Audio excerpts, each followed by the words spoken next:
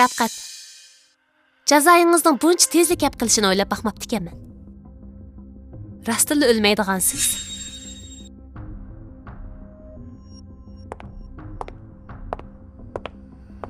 Ko'rishmagili 5 yil bo'pti. Qaraganda taqdirim sizning qilgan ishlaringizga chidab bo'lamay, muddatdan burun jiningizdan maqchoq o'xshaydi. Yulduzxon qiz. Ko'rib qolgansiz? Qaytib keting. Pay doktorxonaga dadamning kasallik tarixini ag'ilib oldim.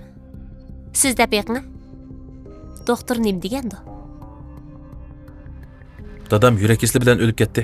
Yurak kesili bilan? Yurak kesili bilan o'lgan bo'lsa, nemishqi doktor dadangizning kasallik tarixini pechatlandi deydi. Hatto mendek o'z qizining ko'rish huquqi bo'lmaydi ekan. Navada dadamning kasallik tarixini ko'rmoqchi bo'lsam, texis siz Rafqat liderning yozmachi ruxsatini oladi ekan.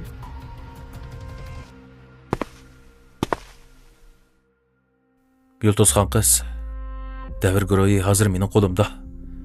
Dadamning o'li sababi ancha muhim emas. Dadam sizni o'z qo'li bilan beqib cho'ng qildi. Hatto o'z qizidanmi chari ko'rdi. Nemish qo'lingga bunday muomala qilasiz?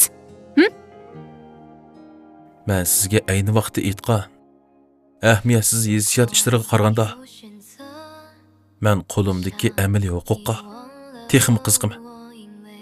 Rafqat, siz haqiqatan bir hayvon ekansiz. Maqtığınızga rahmat. Har qancha nuqsonsiz planning yo'chiqi bo'ladi. Dadamning qisasini o'z qo'lim bilan olaman.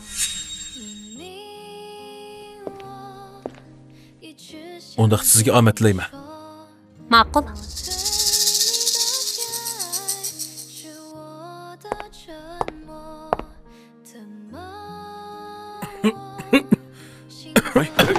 Rafqat.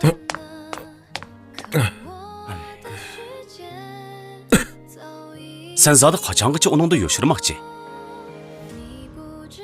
Ayni yili davr guruhi krizisda qolgan vaqtda sen dadam bilan birlashib uni chet elga yo'lga selib etgan.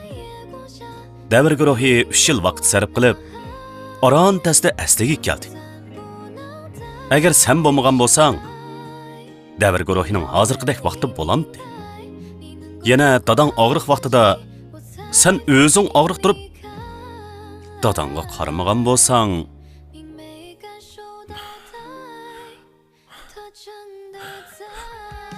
Luqma. Ko'rdingmi? Nimani? U mendan nafratlandi-ku. Nim degan yaxshi.